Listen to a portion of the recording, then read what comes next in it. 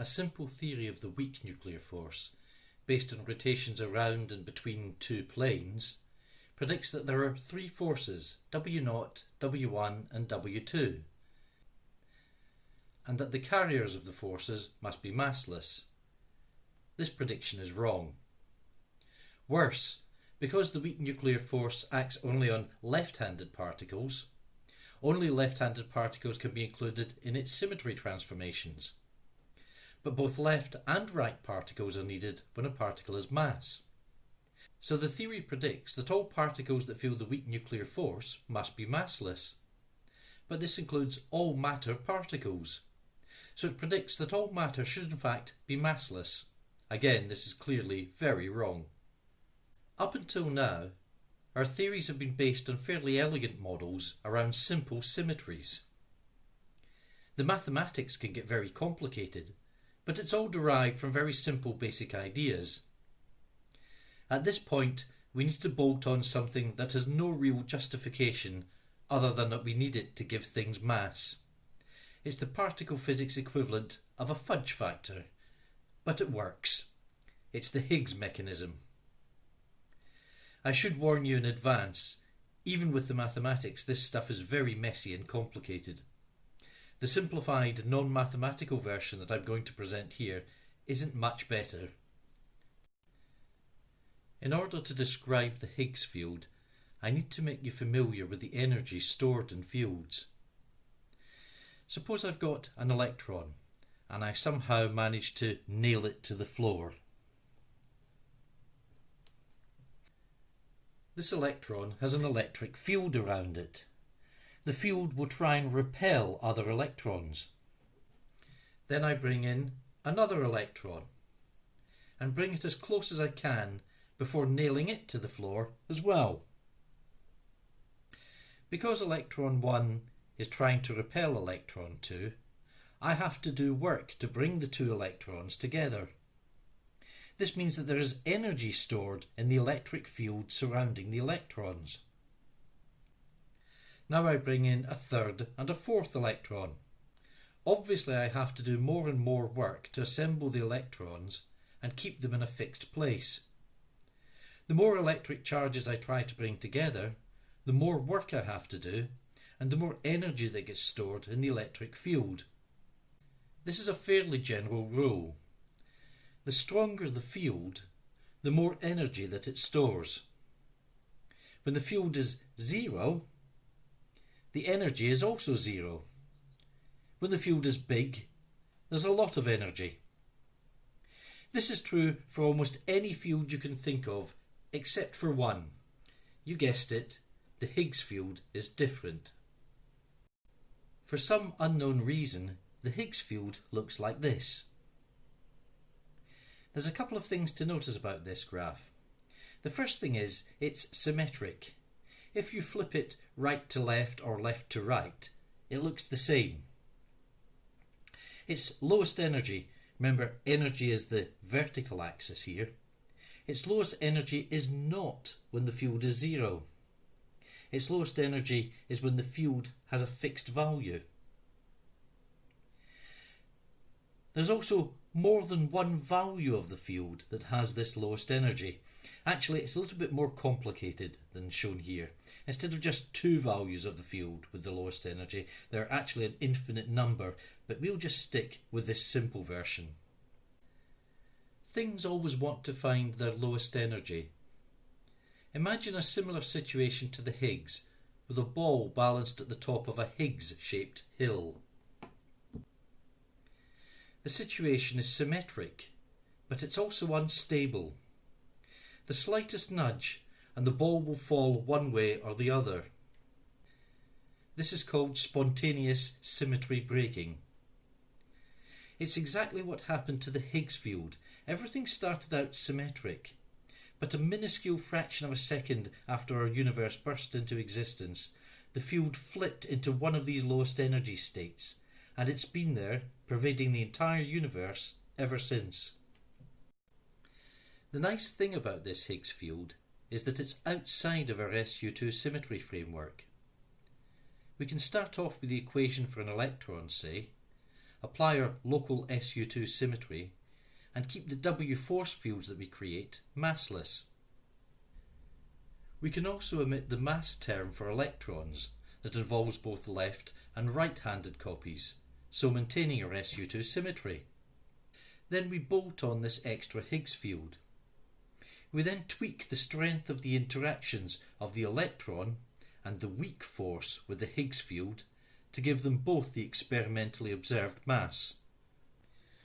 Crucially, because the Higgs field is non-zero everywhere, the interactions of the W fields and the electrons with the Higgs field are also non-zero everywhere. And it's these non-zero interactions that give these particles mass. But there's more to it than that.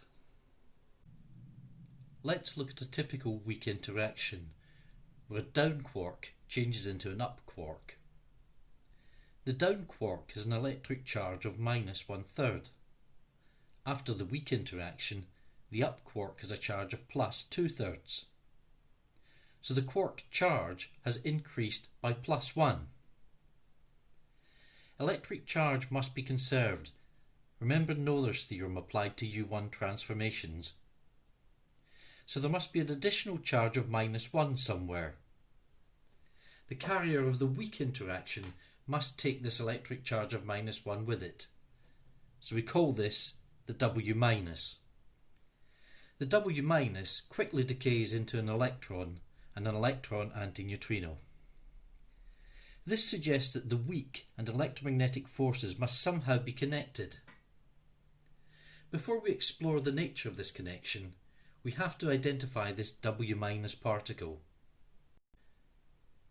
Remember that the set of transformations that govern the weak force are the set of rotations in and between two planes. These are called SU2 transformations. Physicists are extremely familiar with this group of transformations since they also govern quantum angular momentum.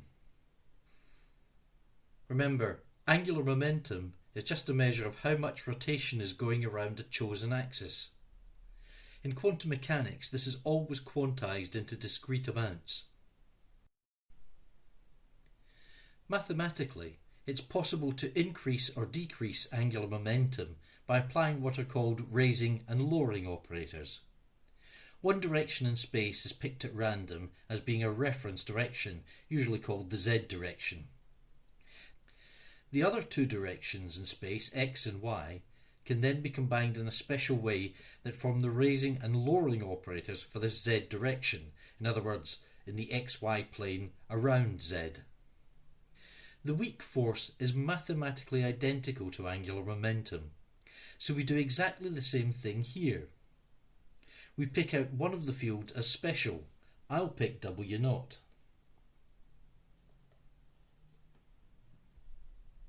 I can then combine the other two fields in this special way that creates the raising and lowering operators.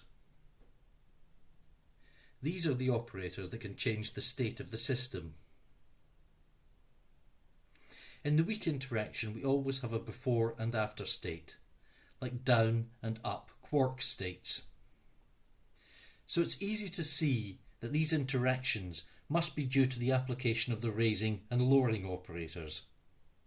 So the W- and W+ particles are not manifestations of the weak fields themselves, but of combinations of those fields. But where does electromagnetism come in? Well, electromagnetism requires a U1 set of transformations. So we're going to postulate yet another field that we call B. B transforms according to these U1 transformations. To be general, we assume that this field has a non-zero interaction with the Higgs. This means that its force carrier can be massive, which means it's not necessarily electromagnetism. W- and W+ change the types of particles, but W0 does not. It's electrically neutral. B is also neutral. Recall that U1 transformations can be applied in any order, which implies that the force carrier does not interact with itself, i.e. it's uncharged. So we can add these two fields, W0 and B, together. In fact, when we do all the maths, the B field and the W0 field do have to pair up in the same way as the W1 and W2 fields did. Now, the B field and the W0 field have got different origins, so they can have different interactions with the Higgs field. We're going to call the strengths of these interactions H and G. So the combined mass of the two fields is governed by this formula. I'm going to do the next bit by analogy with a simple example in Cartesian geometry. Supposing you have a point, call it Z, and then we draw some coordinate axes, call the axes X and Y, and we give our point some coordinates relative to those axes. So we can think of our point in the plane as being the combination of its two coordinates. Notice how similar this is to our mass equation. Notice also that the length of Z is greater than both G and H. Now we choose a new pair of axes, Z hat that lies along the direction of Z, and A hat at right angles to it. In this new coordinate system, Z has a single larger coordinate along Z hat, and a zero value for its coordinate along the A hat direction.